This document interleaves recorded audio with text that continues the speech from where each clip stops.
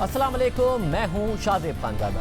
ठीक एक साल पहले भारतीय वजीर आजम नरेंद्र मोदी ने कश्मीर की आईनी हैसियत तब्दील कर दी। एक ऐसा मुतनाज़ फैसला किया जिसने कश्मीर की सियासत, मुआशरत, मईशत, सहाफत और तालीम सबको बदल कर रख दिया। एक साल हो गया है, इंटरनेट पर पाबंदी है, समाजी तकरीबात पर पाबंदी है, सियासी सरगर्मियाँ होने नहीं दी जा रही, सियासी क़यादत घरों में नज़रबंद है, तालीमी इदारे बंद हैं, कारोबार तबाह हो गया है। जो बोलता है गायब कर दिया जाता है और जो सच सामने लाता है वो पाबंदियों का शिकार हो जाता है। भारतीय हुकूमत ने ख्वाब ये दिखाया था कि कश्मीर की खुसूसी हैसियत के खात्मे के बाद कश्मीर तरक्की करेगा, वहाँ के हालात बदल जाएंगे, मगर एक साल हो गया, कश्मीर पहले से भी पीछे चला गया है और आज पूरे पाकिस्तान ने कश्मीरियों के साथ इजहार यकजहती किया। वज़ीर आज़म ने आज़ाद कश्मीर असेंबली से खिताब किया, सदर पाकिस्तान ने सेनेट इजलास से खिताब किया, पूरे मुल्क में कश्मीरियों से यकजहती के लिए रैलियाँ निकाली गई, मगर कश्मीर में 2 दिनों से सख्त कर्फ्यू है, सब कुछ बंद पड़ा है, बुनियादी इंसानी हुकूक बुरी तरह मुतासर हो रहे हैं और रियासती सतह पर जुल्म जारी है, मगर इस सारे मामले पर भारत में खामोशी है। मीडिया वज़ीर आज़म मोदी के गुण गा रहा है और अदलिया खामोश है और अदलिया ये साबित कर रही है कि अगर एक फाशिस्ट हुक्मरान के आगे अदालतें भी घुटने टेक दें तो मुआशरा कैसे तबाह होता है और अदालती खामोशी की वजह से और नरेंद्र मोदी का साथ देने की वजह से कैसे भारत तबाही की तरफ बढ़ रहा है। जिस दिन नरेंद्र मोदी हुकूमत ने कश्मीर की खुसूसी हैसियत ख़त्म की, उसके बाद भारत में रहने वाले कश्मीरियों समेत इंसानी हुकूक के इदारों और शख्सियात ने अदालतों से रुजू किया। 600 से ज़ायद दरख्वास्तें दायर की गई, मगर एक साल हो गया है, अदालतें कोई भी फैसला नहीं कर सकी। हालांकि जो कुछ कश्मीर में हो रहा है वो इंसानी हुकूक की संगीन खिलाफ वर्जी है। जो हक आइन और कानून एक शहरी को देता है उसकी खिलाफ वर्जी हो रही है, मगर भारतीय अदलिया खामोश है। इसीलिए मोदी हुकूमत को मौका मिल रहा है और वो एक के बाद एक मुतनाज़ फैसला कर रही है। कश्मीर के हवाले से आर्टिकल 370 के खात्मे के बाद मोदी हुकूमत ने मुतनाज़ शहरियत का कानून बनाया और अब हुकूमत अपनी सरपरस्ती में बाबरी मस्जिद की जगह राम मंदिर तामीर कर रही है। जो बीजेपी के वादे थे वो एक एक करके पूरे हो रहे हैं। बाबरी मस्जिद की जगह राम मंदिर की तामीर शुरू करने का वादा पूरा हो गया। आज नरेंद्र मोदी ने खुद बुनियाद रखी। कश्मीर की खुसूसी हैसियत का खात्मा वो एक साल पहले वादा पूरा हो गया। और तीसरा वादा बीजेपी का भारत को एक सेक्युलर रियासत की जगह हिंदू रियासत बनाना था, इस वादे पर तेजी से काम हो रहा है। कानूनी तौर पर अब तक ना सही मगर अमली तौर पर भारत एक सेक्युलर से हिंदू रियासत तेजी से बनता जा रहा है। और आज भारतीय वजीर आजम ने जो कदम उठाया है उसके बाद तीसरे वादे की तकमील और भी आसान दिखाई दे रही है। नरेंद्र मोदी आज खुद अयोध्या गए और उन्होंने बाबरी मस्जिद की जगह राम मंदिर का संगे बुनियाद रख दिया, वहां पर पूजा की और फिर तकरीब से खिताब करते हुए भारतीय वजीर आजम ने आज के दिन को तारीखी दिन करार दे दिया। मगर भारतीय वजीर आजम के आज के कदम को नए भारत की बुनियाद करार दिया जा रहा है। भारत को हिंदू रियासत बनाने के हवाले से बड़ा और अहम कदम करार दिया जा रहा है, जहां पर जो हिंदू नहीं होगा वो दूसरे दर्जे का शहरी होगा। इस हवाले से BBC उर्दू पर एक आर्टिकल छाया हुआ है जिसका उन्वान है, क्या राम मंदिर का संगे बुनियाद इंडिया को एक हिंदू मुल्क बनाने की तरफ एक और कदम है। इस आर्टिकल में लिखा है कि 1951 से बहस की शुरुआत हुई थी, अब वो बहस फैसला कुन मरहले में पहुंच चुकी है। 1951 में गुजरात में जब सोमनाथ मंदिर की तामीर नौ के बाद उसके इफ्तिताह की तारीख रखी गई और भारत के पहले सदर डॉक्टर राजेंद्र प्रसाद को बुलावा भेजा गया, तो उस वक्त के वजीर आजम जवाहरलाल नेहरू ने चाहते थे कि मजहबी मामलात को कौमी मामलात से अलग रखा जाए और उन्होंने सदर को मशवरा दिया, जवाहरलाल नेहरू ने सदर को मशवरा दिया कि वो इस प्रोग्राम का हिस्सा ना बने। नेहरू को तशवीश थी कि हुकूमत की जानिब से इस तरह के प्रोग्राम की हिमायत से तकसीम के बाद लोगों में पैदा होने वाली मजहबी दरारें मजीद गहरी हो जाएंगी, मगर भारतीय सदर ने नेहरू के मशवरे को तस्लीम नहीं किया और प्रोग्राम में हिस्सा लिया। लेकिन उन्होंने प्रोग्राम में जाकर बात सेक्युलरिज्म और बहाली अमन पर की और उस पर जोर दिया। BBC के मुताबिक सोमनाथ मंदिर की तामीर नौ और 5 अगस्त 2020 को अयोध्या में राम मंदिर की संगे बुनियाद में तकरीब का मवाजना करने की कोशिश की जा रही है, लेकिन इन दोनों का मवाजना दुरुस्त नहीं है। इस बार मुल्क के सदर राम मंदिर प्रोग्राम के मेहमान खुसूसी नहीं हैं, जैसा कि सोमनाथ मंदिर के मामले में था। इस वक्त के वजीर आजम हुकूमत से वाबस्ता हुकूमत से कह रहे थे कि वो इस प्रोग्राम से दूर रहें, जबकि आज के वजीर आजम अपने हाथों से चांदी की ईंटें बुनियाद में डालने जा रहे हैं। एक वक्त था जब 7 दहाइयों पहले वजीर आजम चाहते थे कि हुकूमत मजहबी मामलात से दूर रहे, और अब ये वक्त आ गया है कि भारतीय वजीर आजम खुद मजहब को सियासत के लिए इस्तेमाल कर रहे हैं। मगर इस मामले पर सियासत आज से नहीं हो रही है, 150 साल पुराना तनाज़ा है और तारीख वाज़े करती है کہ नरेंद्र मोदी क्या कर रहे हैं और क्यों कर रहे हैं और किसको मुतमईन करने के लिए कर रहे हैं। इस मामले में जहां सियासत होती रही, वहीं अदालतों ने भी मुतनाज़ किरदार अदा किया। और ये किरदार इस लिहाज से अहम है क्योंकि जब मुआशरे में इंतहा पसंदी फ़रोग़ पा रही होती है, सियासत के लिए मज़हब का इस्तेमाल होता है, या फिर कोई एक फाशिस्ट हुक्मरान आ जाता है या कोई डिक्टेटर आ जाता है, तो एक इदारा होता है जो अपना किरदार अदा करता है, इंतहा पसंदी के फ़रोग़ में रुकावट बनता है, एक फाशिस्ट हुक्मरान के राह में रुकावट बनता है, इंसानी हुकूक की यकीन दहानी के लिए रुकावट बनता है। मगर भारत में अदलिया बढ़ती हुई इंतहा पसंदी के रास्ते में रुकावट नहीं बनी, बल्कि मुतनाज़े फैसले देती रही, जिसने इंतहा पसंदी को फ़रोग़ दिया। और अब जो भारत की तकसीम होने जा रही है, उसमें अदलिया का बहुत बड़ा किरदार है। अदलिया रुकावट बन सकती थी। बाबरी मस्जिद का नाम बरे सगीर के पहले मुगल बादशाह बाबर के नाम पर रखा गया और ये मस्जिद 16वीं सदी को उत्तर प्रदेश के इलाके अयोध्या में तामीर की गई। लेकिन ये मस्जिद हमेशा से बरे सगीर में मुसलमानों और हिंदुओं के दरमियान एक तनाज़े की वजह बनी रही। ये तनाज़ा 150 साल पुराना है। 1853 से इस जगह के मामले पर हिंदुओं और मुसलमानों में मुहाज़राई होती रही है, क्योंकि कुछ हिंदुओं का मानना है कि ये मस्जिद हिंदू मंदिर को तबाह करके तामीर की गई है और ये मंदिर हिंदू देवता श्री राम की जाए पैदाइश थी। इस मुहाज़राई को देखते हुए 1859 में बरतानिया ने बाबरी मस्जिद की जगह को इबादत के लिए 2 हिस्सों में तकसीम किया, एक हिस्सा हिंदुओं के लिए और दूसरा हिस्सा मुसलमानों के लिए। और बाबरी मस्जिद की यह हैसियत 90 साल तक बरकरार रही। 1949 तक बाबरी मस्जिद 2 हिस्सों में तकसीम रही, यानी बरे सगीर की आज़ादी के 2 साल बाद तक। मगर 1949 में इंतहा पसंद हिंदुओं ने मस्जिद में घुसकर हिंदू देवता श्री राम की मूर्ति रख दी और साजिश के तहत उसे ये रंग दिया कि श्री राम खुद इस मस्जिद में नमूदार हुए हैं। इस वाक़े ने बाबरी मस्जिद के तनाज़े को फिर से जिंदा कर दिया। एहतजाज हुए, फसादात हुए। भारत की उस वक्त की हुकूमत ने हालात को देखते हुए बाबरी मस्जिद की जगह को मुतनाज़ इलाका करार दे दिया। मकामी अदालत ने मस्जिद को सील करने का हुक्म दे दिया, यानी ना हिंदू यहाँ इबादत कर सकते थे और ना ही मुसलमान। यानी अदालत ने मस्जिद में मुसलमानों को इबादत के हवाले से वाज़ेह फैसला नहीं दिया और फिर ये सब कुछ ज़्यादा देर तक नहीं चल सकता, जिसकी वजह भारतीय सियासतदानों की तरफ से वोट बैंक के लिए बार बार मजहब का इस्तेमाल करना था, जिसका प्रचार सबसे ज़्यादा 80 की दहाई में देखने में आया। क्योंकि 1949 से 1980 तक ये मामला एक तनाज़ा तो रहा, लेकिन मामला शिद्दत पसंदी की तरफ नहीं गया था। लेकिन 80 की दहाई में जब मजहब का सबसे ज़्यादा इस्तेमाल किया गया तो इस तनाज़े ने दोबारा जन्म लिया और इसमें भारत की सेक्युलर जमात कांग्रेस ने अहम किरदार अदा किया। और पता चलता है कि जब सेक्युलर जमात भी मजहब का इस्तेमाल करती है तो चीज़ें कैसे उसके हाथ से निकल जाती हैं। इंदिरा गांधी के कत्ल के बाद उनके बेटे राजीव गांधी एक नए लीडर के तौर पर उभर रहे थे। राजीव गांधी ने सियासत में आकर नई सोच की बात की और इंदिरा गांधी के कत्ल के 1 महीने बाद भरपूर इंतखाबी मुहिम चलाई। इंतखाबात हुए, कांग्रेस ने अपनी तारीख की सबसे बड़ी फतह हासिल की और लोकसभा में 409 नशिस्तों के साथ अक्सरियती जमात बन गई। राजीव गांधी भारत के नए वज़ीर आज़म बने, लेकिन उन्हें ये इल्म नहीं था कि वज़ीर आज़म बनने के कुछ वक्त बाद उनकी नई सोच का इम्तिहान शुरू होने वाला है।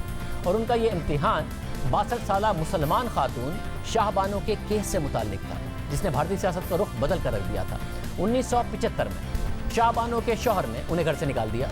जब शाहबानो ने अपने हक की बात की तो उनके शौहर ने 6 नवंबर 1978 को उन्हें तलाक दे दी। लेकिन शाहबानो ने महाना गुजारे के लिए रकम का मुतालबा किया। उनके शौहर ने ये मुतालबा रद्द कर दिया और शाहबानो अदालत चली गई। 1985 में सुप्रीम कोर्ट ने मुत्तफिका फैसला सुनाया कि शाहबानो अपने शौहर की तरफ से हक महर की रकम के बावजूद महाना गुजारे की रकम की हकदार है। सुप्रीम कोर्ट के इस फैसले को राजीव गांधी ने वोट बैंक के लिए कानून साजी के जरिए बेअसर कर दिया, क्योंकि कई मुसलमान लीडरों ने सुप्रीम कोर्ट का फैसला तस्लीम करने से इनकार कर दिया था।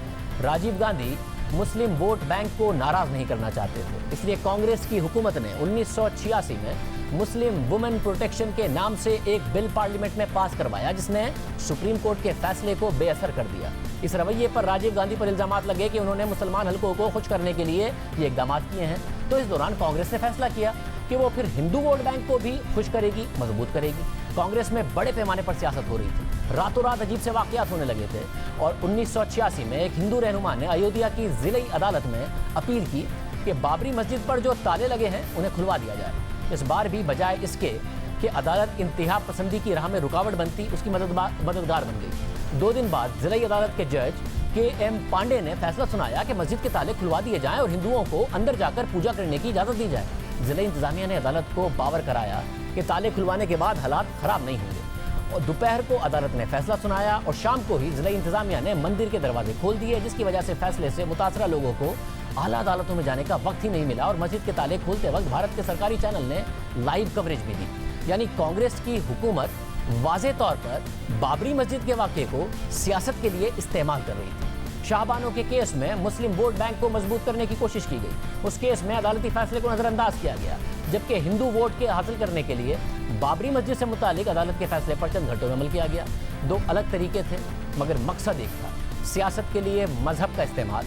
और ये एक सेक्युलर जमात कांग्रेस की तरफ से किया गया, पहले मुसलमानों का वोट बैंक हासिल करने के लिए और फिर हिंदुओं का वोट बैंक मजबूत करने के लिए। लेकिन कांग्रेस को यह अंदाजा नहीं था कि जिस वोट बैंक के लिए वो मजहब का इस्तेमाल कर रही है, उसे हासिल करने के लिए बीजेपी उससे आगे बढ़ जाएगी। देखते ही देखते बीजेपी और उससे जुड़ी इंतहा पसंद जमातें खुलकर सामने आ गई।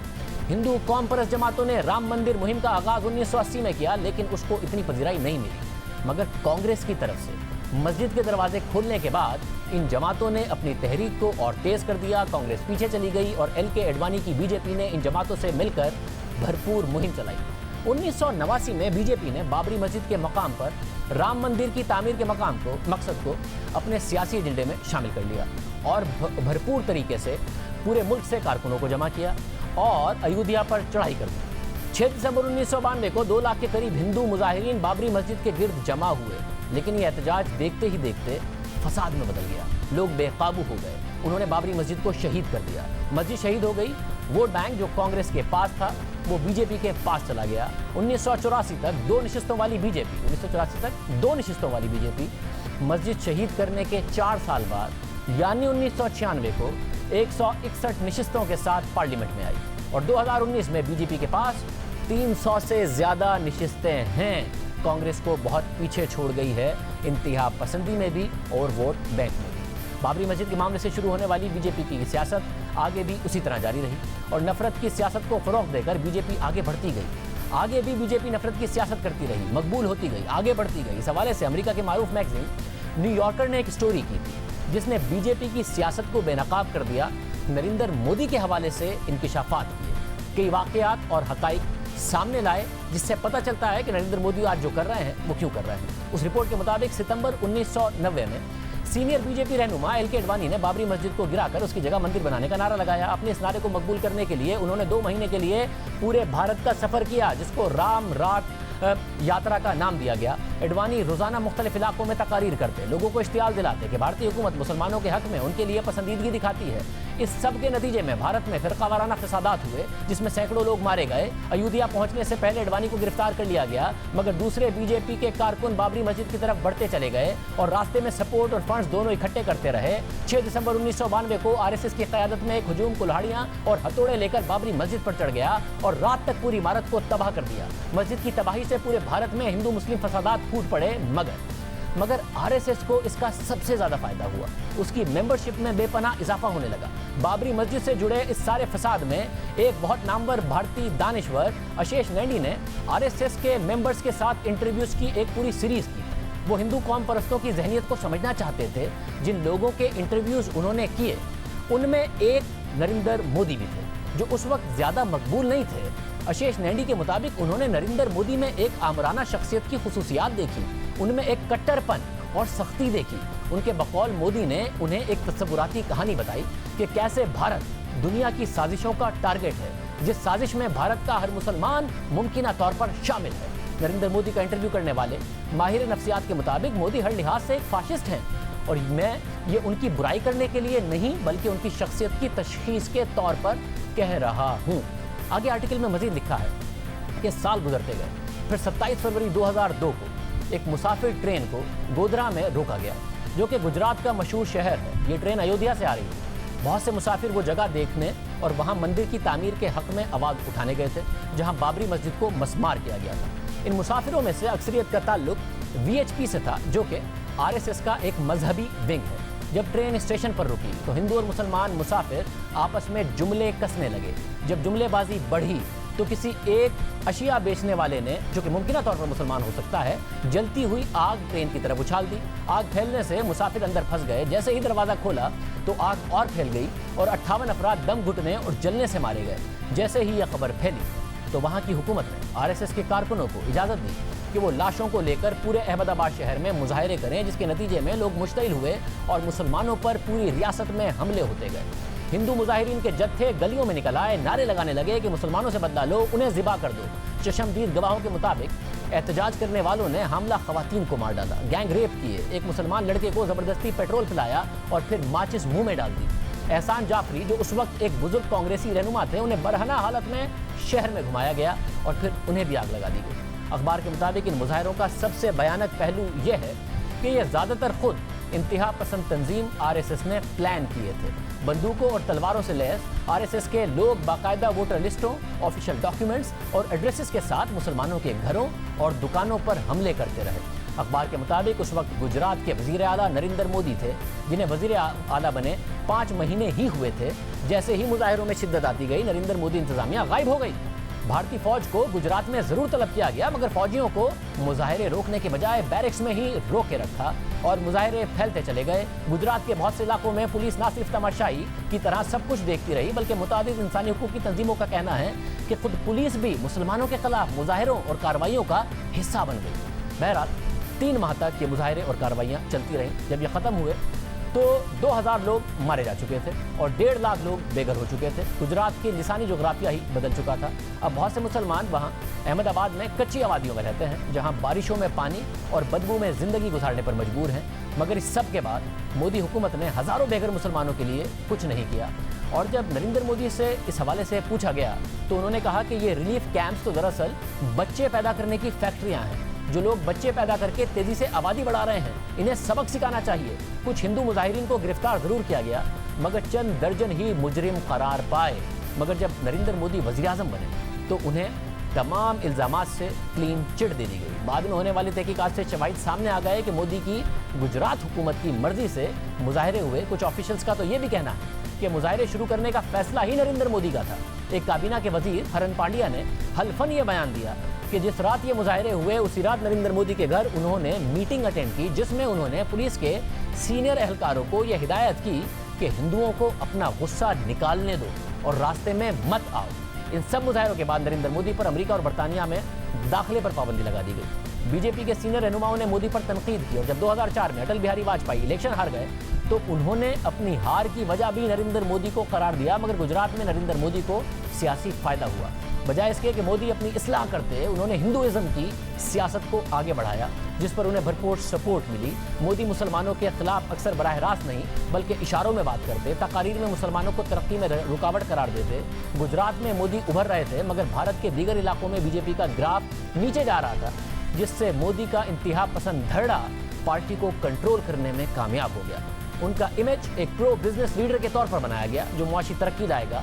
और आखिर में सुप्रीम कोर्ट की तहकीकाती टीम ने गुजरात के कत्लेआम में नरेंद्र मोदी को तमाम इल्जामात से शवाहिद न होने की वजह बताकर बरी कर दिया, जिस पर इंसानी हुकूक की तंजीमों ने एक सियासी फैसला होने का इल्जाम लगाया। 2007 में CNN IBN चैनल पर एक इंटरव्यू में सहाफ़ी करण थापड़ ने नरेंद्र मोदी से पूछा कि क्या उन्हें गुजरात में कत्लेआम का अफसोस है, तो नरेंद्र मोदी से कोई जवाब नहीं बन पाया और फिर इंटरव्यू छोड़कर चले गए।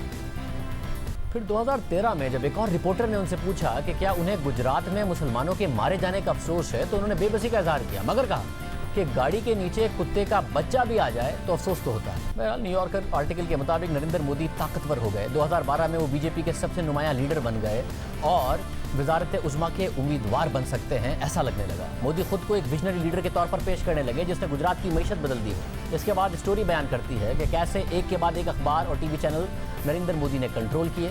जो एंकर या सहाफ़ी तरकीद करता फारिग करा दिया जाता, जो अखबार या टीवी खिलाफ लिखता उसके इश्तिहारात बंद करा दिए जाते। करण थापड़, जिन्होंने नरेंद्र मोदी से गुजरात के कत्लेआम पर सवाल किया था, वो भी फारिग करा दिए गए।